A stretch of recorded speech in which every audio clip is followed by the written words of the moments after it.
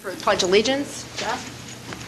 I pledge allegiance to the flag of the United States of America and to the republic for which it stands, one nation under God, indivisible, with liberty and justice for all. I'd like to welcome you all to the March 5th, 2013 Commission meeting. I want to start out by just welcoming, and everybody knows almost, Kirsten Kapperman. He started yesterday as our Chief Civil Deputy State's Attorney, and so welcome officially to the board. Thank you. Very good, Kirsten. Thank you very much. And then did you want to speak? No, not at all. I'm speechless. Thank you. Yeah, you're welcome. I'll remind you to silence your cell phones and that our meeting documents are in the folder next to Commissioner Kelly if you would like to see anything that we are looking at on our iPads.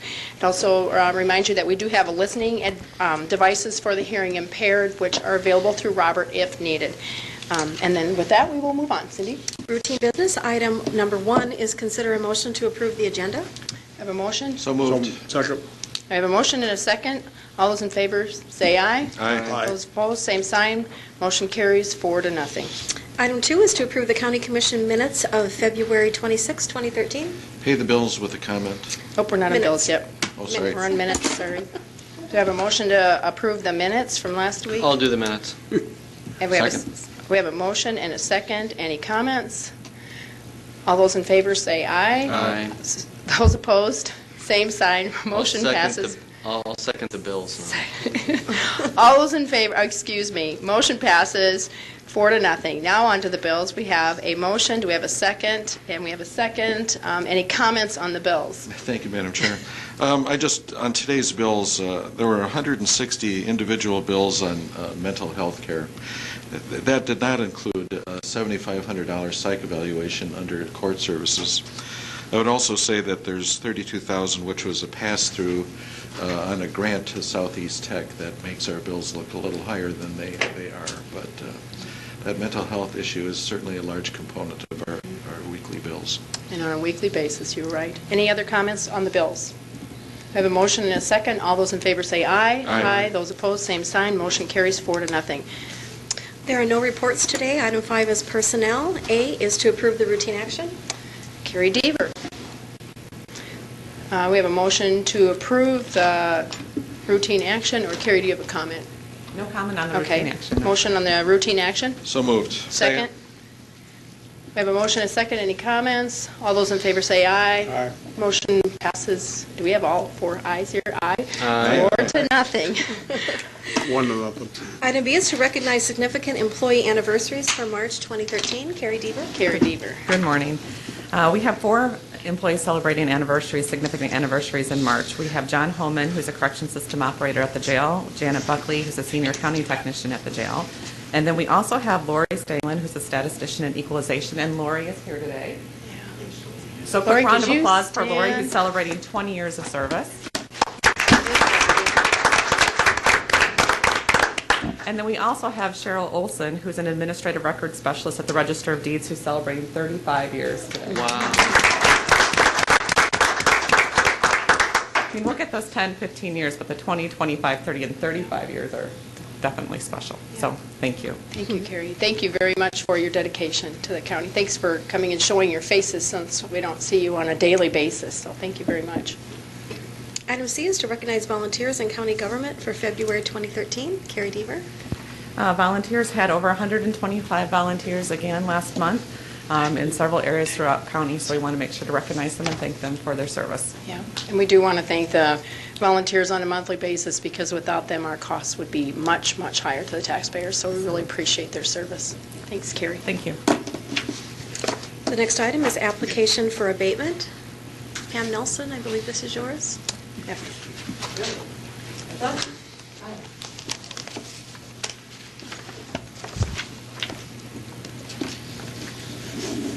Are they all mine? Well, there's only one. I thought it was elderly freeze. It's just an elderly freeze? I can't even find it on my agenda. So any comments? Have a motion. Do you want me to read it? Yep, maybe you should read it. It's for Donald Lundgren, ID 74748. It's an assessment freeze on the 2012 property taxes in the amount of $693.26. Move Any approval. Second. Any comments? Have a motion and a second. All those in favor say aye. Aye. Those opposed, same sign. Motion passes 4-0. Thank you. Thanks, Pam. There are no notices and requests today. Item 8 is planning and zoning notices. First reading and authorize county auditor to publish notice of hearing to consider amendments to the 1990 revised zoning ordinance for Minnehaha County. Pat Herman. Good morning. Pat Herman from Minnehaha County Planning. This is a request to do a text amendment to our zoning ordinance, our 1990 zoning ordinance. We have several large dairies in the community that employ migrant workers during the year, and they are charged with federal law to house those employees.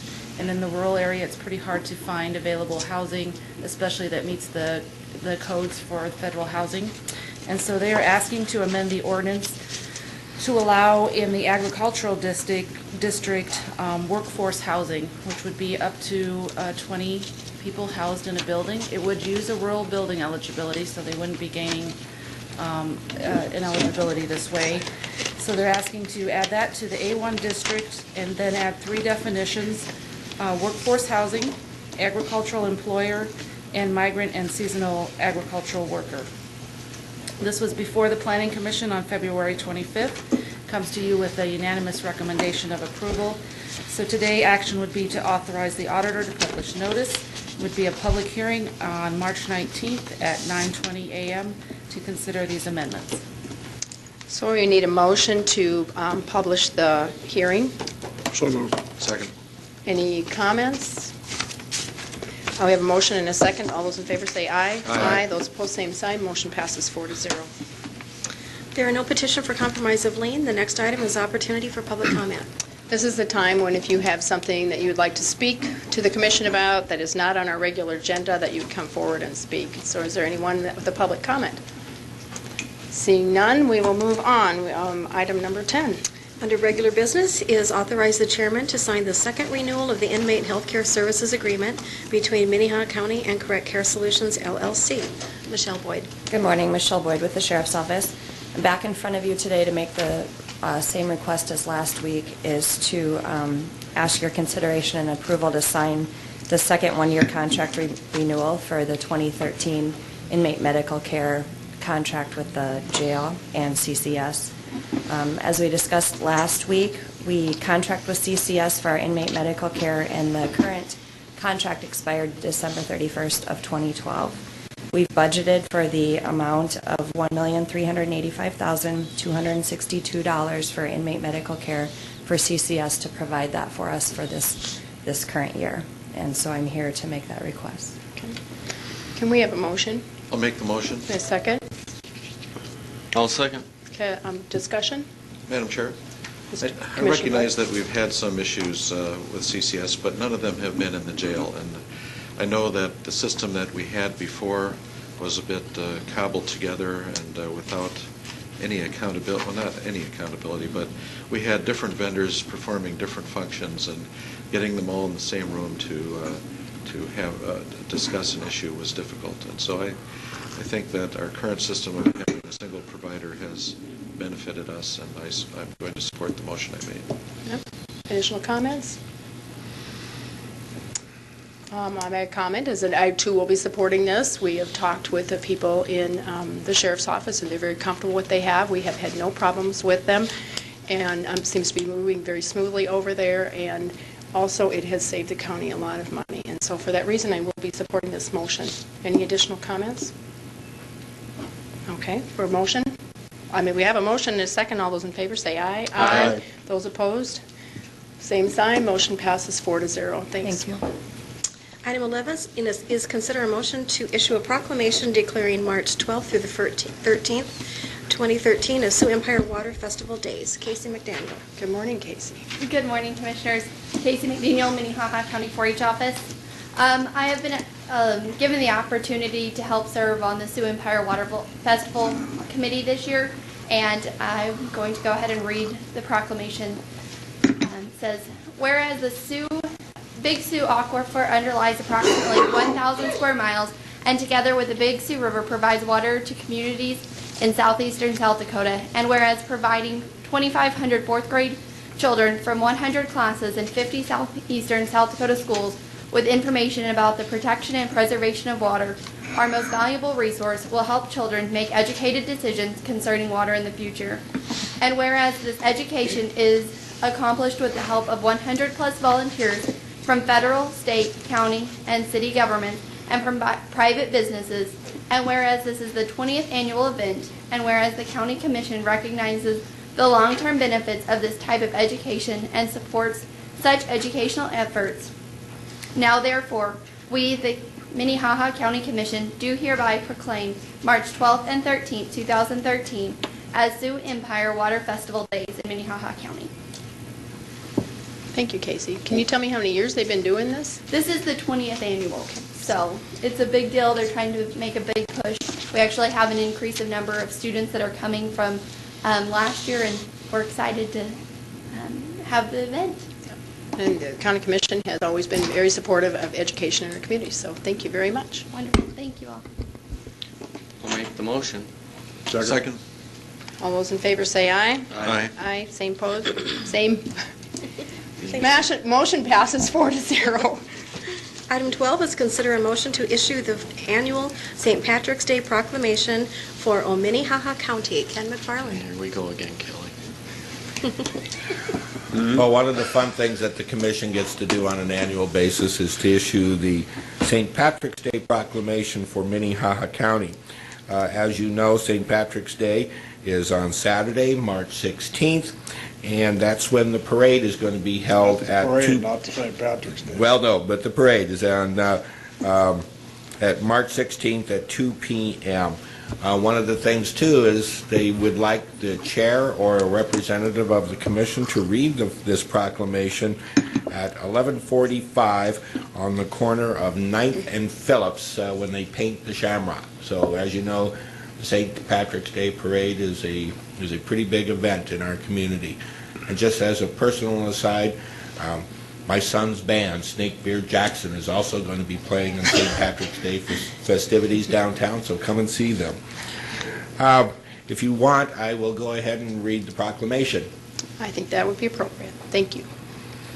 Whereas, we be Irishmen and women all of this day of national celebration at home in Ireland and in homelands throughout the world, and whereas the joyous unity of St. Patrick's Day reminds us all of our shared heritage and membership in a global family, and whereas today we honor the patron saint of Ireland of his great message of love and peace to one another, and whereas celebrations are in order for an expression of culture and heritage in music, dance, poetry, and games, and just a wee bit of green beer raised in a toast, and whereas green silliness abounds as you shed your troubles by the road for a chance of good cheer and a wearing of the green, and then this we proclaim as leprechauns are a-dancing and the joy that's everywhere with luck as your companion. From deep in our hearts, we treasure our strong community spirit and tradition of welcome and care for one another, and thank God for the Irish who gave us St. Pat to bring us together, wearing a green hat, then shout and proclaim for the whole world is Irish on the 17th of March, dated this 5th of the merry month of March 2013, signed by the Minnehaha County Commissioners all, Gerald O. Benninga, Cindy O. Heiberger, Jeff O. Barth, Dick O'Kelly, and John O. Peckus. Thank you, Ken. Can we have a motion for the proclamation? Yes. I'll make a motion for the Irish. And a second? Second. All those in favor say aye. Aye. Those opposed, same sign. Motion passes 4-0. Thank you, Ken. Item 13 is to authorize the chairman to sign an agreement between Minnehaha County and the South Dakota Department of Transportation for inspection of precast concrete beams for the Baltic Bridge project. DJ Boothie. Morning, Commissioners. DJ Boothie, Highway Superintendent. This agreement is with the Department of Transportation so they can provide on-site inspection during the construction of our beams for the Baltic Bridge. It's occurring at Gage Brothers in Sioux Falls, and they typically have a staff person that works out of the Gage Brothers plant in order to do inspections on the beams for their projects. and so it makes sense for us to hire the state rather than a private consulting firm for this work. The estimated cost is $15,000, and I can answer any questions at this time. Any questions for DJ? I'll make the motion. Motion, have a second? Second. Have a motion, a second. All those in favor say aye. Aye. Those opposed, same sign. Motion passes 4-0. Thank you. DJ? Item 14 is a presentation of Minnehaha County Highway Department's FY 2013 construction project schedule. DJ Boothie.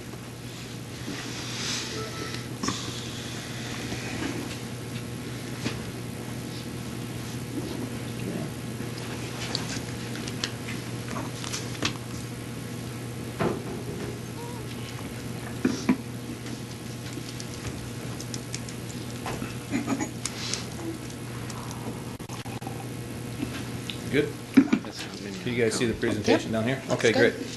Good morning again, Commissioners. Here's our 2013 update on our construction projects. The purpose of this presentation is to provide an update of our construction projects, what we have budgeted, and what we plan on doing this year. Because most construction plans change, we've also included an update on our budget and what we are projecting for expenses and that type of thing. I want to stress that this is not any type of formal request to modify our budget, and the projects that are listed, some of them are projects that were not approved in the original budget approved in September, but these are projects that we've identified that could take place this year, and the projects that are not on the current approved budget, they would come to the Commission separately for approval before any action or before any expenses were incurred on those projects. We've been very busy in the Highway Department, doing a lot of work. I was out basically all last week in some training on bridge maintenance, and so this presentation had to be put together at home. I'm not telling you that because I work a lot. I'm telling you that because my son helped me with this presentation. My son is in 2nd grade. He's awesome, and he has some great input on the work that I do. I thought I would take the opportunity to work on a PowerPoint together and see if I could teach him something about engineering or computers or something, just a little teachable moment. He told me that, it basically consisted of great company.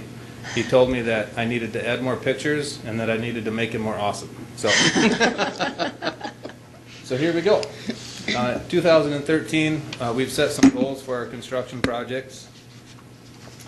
First, as a result of a lot of our bridge inspections last year, we have some immediate safety concerns on our bridge system, and those are reflected on 8 bridges that we've decided that we want to replace immediately, and so we've got those in the budget. And then also we want to not only increase the immediate safety concerns, but we want to rehabilitate projects or rehabilitate bridges, and that's going to just bring the condition of our overall system up. We've identified 5 bridges that we want to do rehabilitation projects on. And I hope you can see these pictures okay. This is an example of what a rehabilitation will do. That picture right there on the right-hand side shows a concrete bridge deck, and on the left-hand side you can see the approach roadway, which is a gravel surfacing. The center there is a strip of metal, and we call that a finger joint. That's just a joint that interlocks like your fingers if you were holding your hands together, and it allows for the bridge to move back and forth with contraction and expansion for different temperatures. And as you can imagine, if you hold your hands together with your fingers, you can see there's gaps in there, and those gaps on a bridge joint like that will allow gravel and other debris, water and things to move down and go down through those cracks underneath the bridge. And this particular bridge, you can see that huge gravel pile under there. I think it was up to 10 loads of gravel that our crews took out last fall when they removed the gravel from underneath the bridge. You might think, that's not that big of a deal. You just get in there, take out the gravel, and you're done. But if you look a little bit closer, that gravel up against the beams, you can see how it retains all that water, and you can't even see the bad damage there where the gravel is still up against the beams. Water and metal, that they don't mix, and so you can see how it's rusted out quite a bit. Moving on, we have 347 miles of pavement in the county that is on the county highway system. We want to rehabilitate 19 miles of that this year through several different projects, and that's just to, again, bring the condition of our road system up. We want to do that utilizing new technologies. Ultimately, we want to maximize our return on investment. There's two types of projects that are listed there, the asphalt microsurfacing and the asphalt full depth recycling. Those both are new to us as a county, but they're widely used throughout the United States and the world as rehabilitation tools that are cheaper than the alternatives that we've traditionally used here. And ultimately, we just want to enhance the quality and the public perception of our county highway system. This is a graph here. We call it a degradation curve, and this is for a bridge. If you want to, don't worry about reading the words right now. Just look at the general shape of the curve, and I'll explain the graph, what it means. The y-axis, the vertical axis, is the condition of a bridge, and then the x-axis is the time in years. And you can see generally, I don't know if you can see the mouse or not. Yeah, that does show up. Okay, good. At time equals 0, when a bridge is first constructed, the condition of a bridge is 100%, we'll say. And over time, I think I lost my mouse. Oh, there we go. Over time, that will come down, and the condition of the bridge, let's just say in 20 years, the condition of a bridge will drop 40%, and so your condition of your bridge is 60% of what it was originally when you constructed it. And at that time, let's do a rehabilitation project and try to get that back up to, let's say, 95% of the original construction. We're not going to get it back up to 100%, but if we do a project, we can probably get it up to 95%. And for the purposes of our discussions, let's say that costs maybe $100,000, just so we can have some numbers to talk about. What you're actually going to be doing then is resetting your degradation curve, and so you're bringing the quality or the condition of the bridge back up to 95%, and then it will continue on through time to lose some of its condition. And now let's say for whatever reason, maybe the commission wanted to save some money, maybe the highway superintendent was sleeping on the job and you decided to wait a few years, and you didn't do that project after 20 years, and maybe you waited until 25 years. And so that's where that blue line comes in. And you can see on your degradation curve that it's really steep, and it's almost a vertical curve, so you're losing a lot of condition in those years after you've decided to wait. And so you can still do that rehabilitation project, and you can get that back up to, let's say, 95%, but now instead of spending $100,000, if you wait just a couple more years, you're spending, here in this example, 5 times as much more money just to get it back up to that 95%. So your small $100,000 rehabilitation project now turned into a $500,000 rehabilitation project, and you only gained a couple years of service. And so if you compare both of those degradation curves, you can see how it translated off to the right just a couple years, but like I said, you're spending 5 times as much more money because you missed that opportune time when that maintenance was really key. So this is a really important graph. I want you to keep this in mind as we go through our presentation. The original project list, that's what you have shown here. This should look somewhat familiar. It might not be very legible with the small print, but we'll go through it here. This is what was presented in our approved budget in September, our original project list. And just to summarize a few things, the total amount of money we're trying to budget for spending on federal projects or on our projects, and the funding that was going to come from federal or state funds was $1.6 million. That was really high because we were estimating that we're going to have a full replacement on the Baltic Bridge and a full replacement on the Ellis Bridge.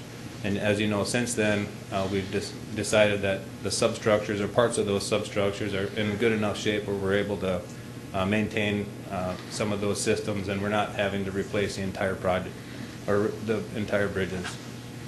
On our original budget, we're looking at spending about $5.9 million out of the highway fund. And then most importantly, I think on this slide, as you can see, our total contracted construction budget was around $7.5 million.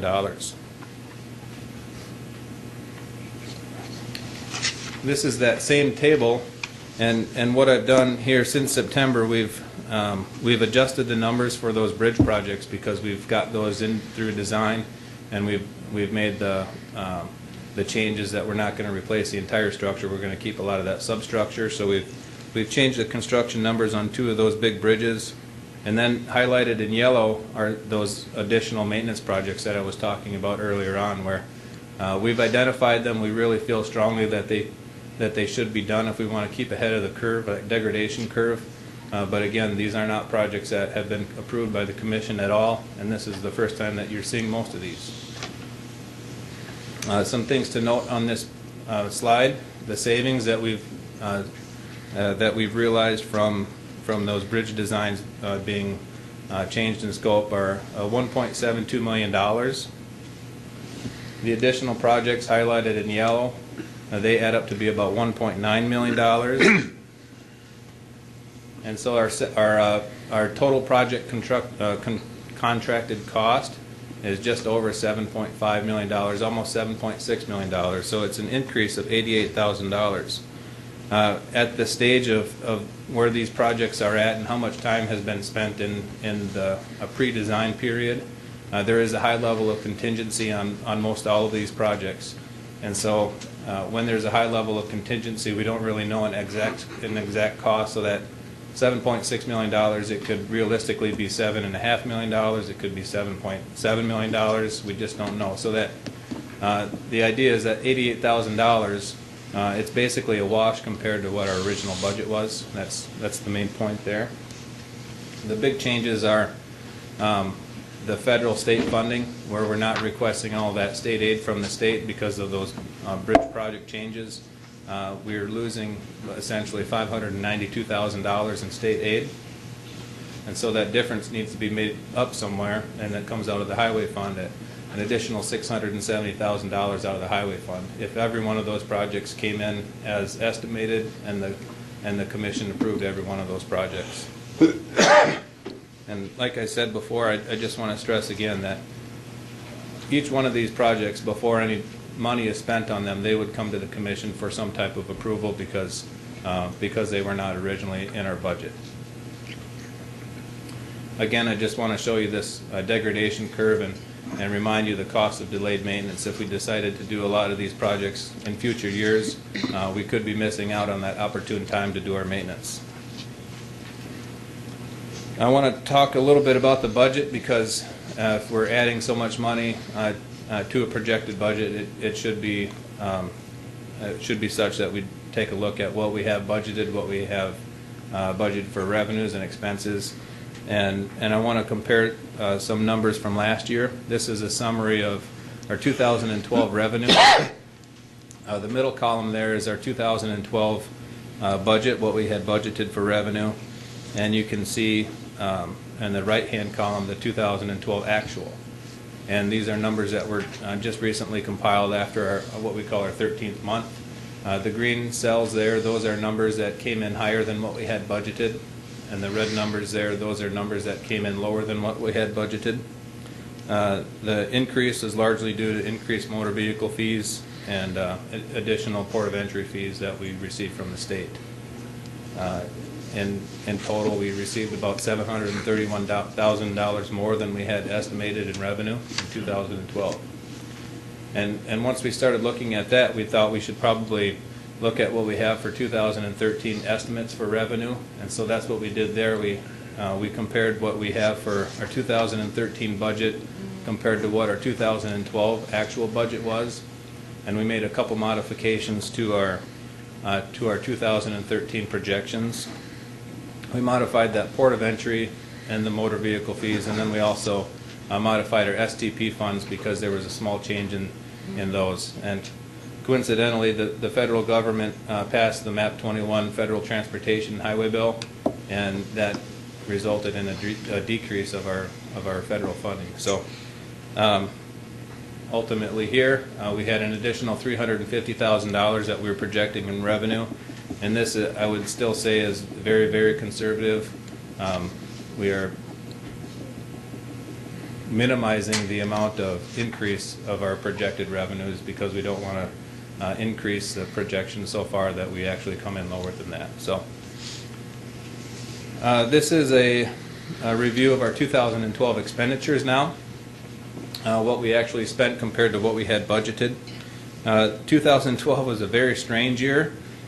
We had an overall savings of about 13% just due to personnel services. Most of this is because we had some open positions and we had a lot of reduced overtime.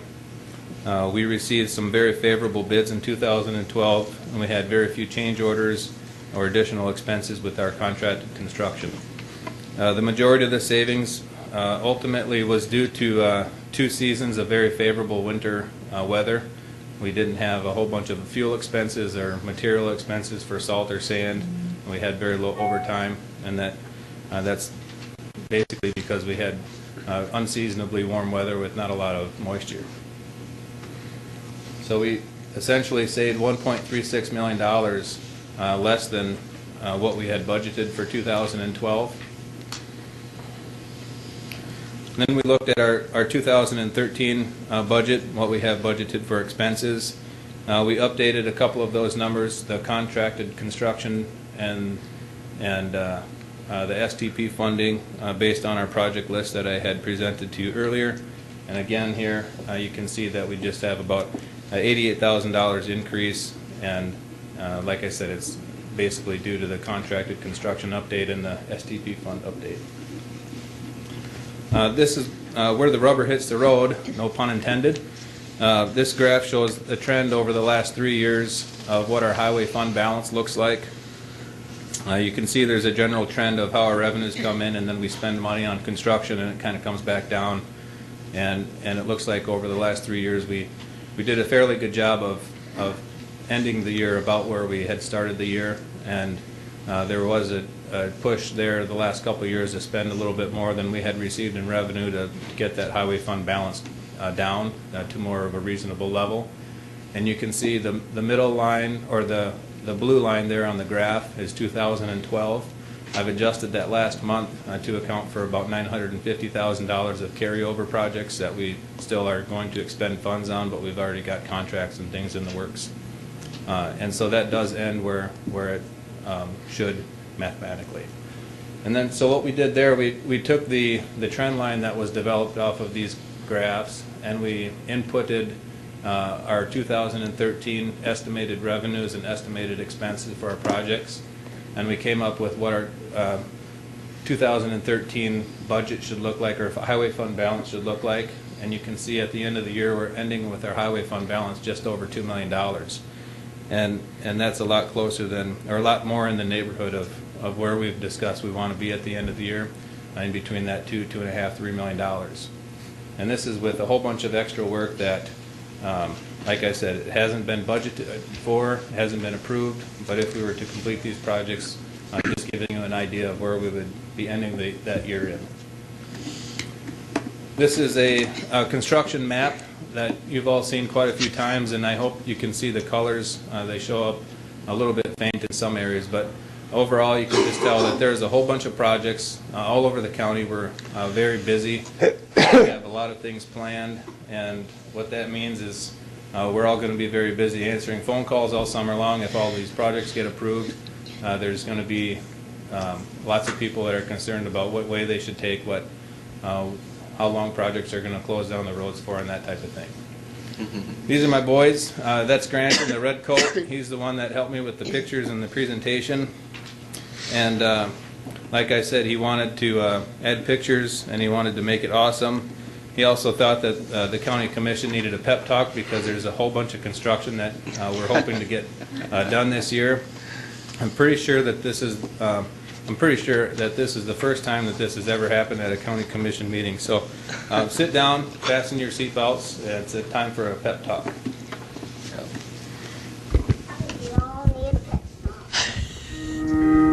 This is cool.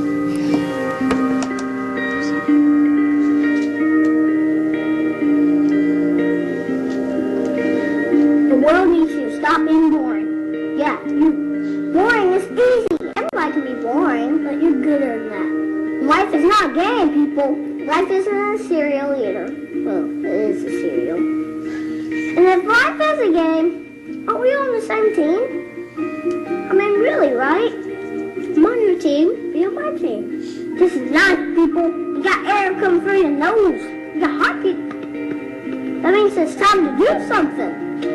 A poem. two roads diverged in the woods, and I took the road less traveled.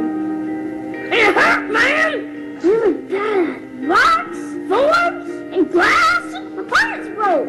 Wah! Not cool, Robert Frost. But what if there were one or two paths? I won't be the one that leads to awesome. It's like that dude Journey said, don't stop believing, unless your dream's stupid. Then you should get a better dream. I think that's how it goes. Get a better dream and keep going. Keep going, keep going, and keep going. What Michael Jordan have quit? Well, he did quit. No, he retired. Yeah, he retired. But before that, in high school, what if he quit when he didn't make the team? He would have never made Space Jam. And I love Space Jam. What would be your Space Jam? What will you create will make the world awesome? Nothing if you keep sitting there. That's why I'm talking to you today. This is your time. This is my time. It's our time. We can make every day better for each other. If we're on the same team, let's start acting like it. We got work to do. We can cry about it, or we can dance about it. We were made to be awesome. I've seen that. That's cool. And if you don't know the history behind that, you should look it up. It's a very good story. Yeah, kidpresident.com. He was on the news, I think CBS News again last night. Yeah. Kind of sweeping the nation. Pretty cool story. Yeah. Kid President says we can make every day better for each other. Commissioners, we have the funds. We're ready to do the work. And I think that we should go make our roads awesome. So if you have any questions right now, I can answer them. And if not, look forward to some future requests for additional funds and additional projects. Any comments? Madam Chair. Mr. Kelly? A couple questions, DJ. Yep. That picture, that first picture, when you started out the presentation, was that taken in Minnehaha County? No, that was Sure a was. file photo. That's from Microsoft PowerPoint. I was trying to figure out where to go to see that site. Yeah. And the other one is, can you explain what microservicing is? Microsurfacing is when you go over a road and you input a whole bunch of oil and then a little bit of asphalt. And what you're doing is basically sealing and putting a little bit of a riding course on the road.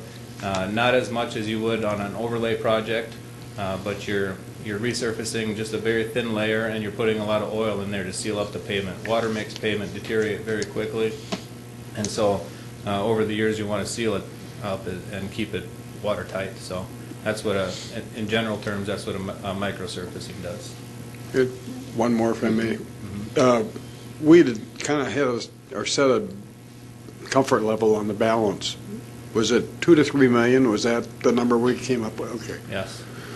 And in addition to this, what would be projected about a $2 million cash balance on our highway fund, we still have $2 to $2.5 million of SDP balance. And that's not necessarily readily available as cash on hand, but it is a fund that's specifically for Minnehaha County that the state oversees. Commissioner Barth? DJ, is our state and federal aid in jeopardy with this sequester issue? Not that I'm aware of. No. And if I may, The funds that we have received, like the STP balance that I keep discussing, that's already in an account in Pier. I also have a question about the technology, or what is a low slump overlay? A low slump overlay is a concrete that is a thick concrete that has a lot of sand aggregate, not a lot of rock aggregate, and it just provides a new surface course again on a concrete bridge deck. Thank you. Any other questions? I think you can tell your son, lots of pictures, pretty awesome. So, All right. Thank you very much. Thank you. Thanks, DJ. Cindy? Item 15 is an update and status report of the 88th legislative session on bills that impact Minnehaha County. Robert Wilson.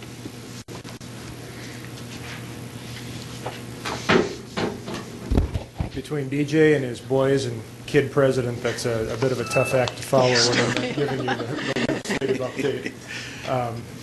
Not the least of which is also because we're, again, talking about a number of bills here that I've brought to your attention previously. As I've told you before, that a lot of the bills that we were looking at really were dealt with early on in the legislative session, and as we get down here to the last few days, I'm really going to be recapping a couple of bills that we've already talked about and just the latest stage in the process. And beyond that, if you have some questions on these or other bills, please ask me. 1085, House Bill 1085, an act to revise certain provisions concerning the notice given to municipalities and counties for bingo games and lotteries. It's one I brought to your attention last week that just said simply, rather than noting these games, that charities or other fundraisers that come forward, and currently there's a notice that's formally listed on the agenda that if passed, that could a designated administrative official could be identified, and those notices provided to that person.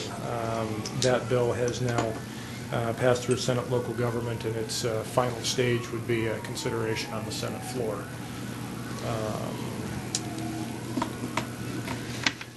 Again, another one that we already had talked about, House Bill 1115, an act to clarify the deliberative process, accepting certain open meetings provisions, and this would create what may have been seen as a loophole, that if a document that otherwise would have been considered open was pulled into a deliberative process, that it could create a situation where an otherwise open record would be closed, and this was meaning to eliminate that. And that bill has actually has passed the Senate now, and appears headed to the governor's desk for signature. Robert, pardon me, Yeah. is there an example of what that type of document might be? That would be, if it's an open record, that would be anything with from one of our offices, I will say planning and zoning, something that normally would be open if it were brought into a specific, a more general document brought into a specific discussion or debate, when maybe it would not necessarily have to come into that debate, that would potentially close that document that otherwise would be open. I don't know if that's the best example for that, but that's the intent, that something that on its own would be open, if it's brought in on something that could be a periphery issue, if it's brought into that discussion, could potentially close it. Madam Chair, Robert, if you could look into that a little further and let me know if I've ever seen that type of document. I'll get a specific example. Thank you. Be happy to.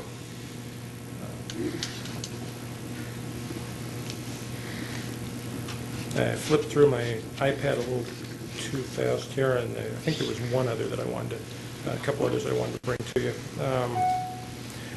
We had a discussion a couple of weeks ago that there had been an effort to record minutes of executive sessions, and that bill was deferred to the 41st day. Some concerns, a number of concerns expressed about that one, and I believe that was a West River attempt introduced the bill in the beginning, but that one has been deferred. And then the last one would just be a change that, as it is once a year, you list a full payroll of county employees, and this would make a change that not only payroll but benefits amounts would be listed, as well as any changes in benefits amounts through the year would be added, and there could be some significant costs to that for printing costs and publication. That bill has passed the Senate and has passed Senate, House, local government, and is on its way to the House floor. Okay. What do you think the possibilities are in the House on that bill? Has there been any talk? Well, that was considerably closer coming out of House local government 8-5. I haven't heard any leanings one way or the other, but we will certainly keep an eye on that one, and we can report back to you on that one next week. Okay, thank you. Any other questions for Robert? Robert, were you finished? Yeah. Okay, well, I guess we'll move on to Commission Liaison Reports. Does anyone have anything to report this week? Seeing none, we'll move on to new business, and we do have some new business. I think planning and zoning, no? Is it Yes. Ken? Yeah, planning and zoning, here comes Ken too. So planning and zoning, I guess Ryan is here too, but I'm the one okay, in the room. whoever wants to speak on the subject. Ken McFarland received a call from Don Surska. This is on the Big Sioux Rifle and Pistol Club item that is scheduled to come to you March 19th for a public hearing. It was announced at our Planning Commission meeting, and they were notified of that. He now just has said he can't be there. He has asked for a deferral until the April 9th. Could you speak up? Sorry. He's asked for a deferral to the April 9th meeting. We did contact the main opposition, and they are okay with that deferral. So we were leaving that up to you because it was announced publicly. It was on March 19th. So we'd need a motion and a second to move that hearing to April 9th. Can I have a motion? So moved. And a second. Jeff? I just want to say that this issue has been deferred on the other, many times. This is at least the third time that this thing has been moved, whether it's in planning or in zoning or in the county commission. And but before we know it, they'll be trying to open for the year without us ever having decided. Yeah, that's my question. When are they scheduled to open? Is it? I guess we don't know their opening date. They have not provided their calendar to us, so. Okay. But we're getting there. As soon as. Are they under the, what did we do in the interim there? Are they under the old rules, or if they Yes, open on they're April still 1st? Yep, they're still under the old rules. Any other comments? We have a motion and a second to defer until April 9th. All those in favor say aye. Aye. Those opposed? Motion passes 4-0. Any old business before the commission? Seeing no old business, we will go into executive session. Can I have a motion for dismissal for legal briefing? That's my motion. And that's my second. We have a motion and a second. All those in favor say aye. Aye. Thank you. We'll adjourn again in about 5 minutes.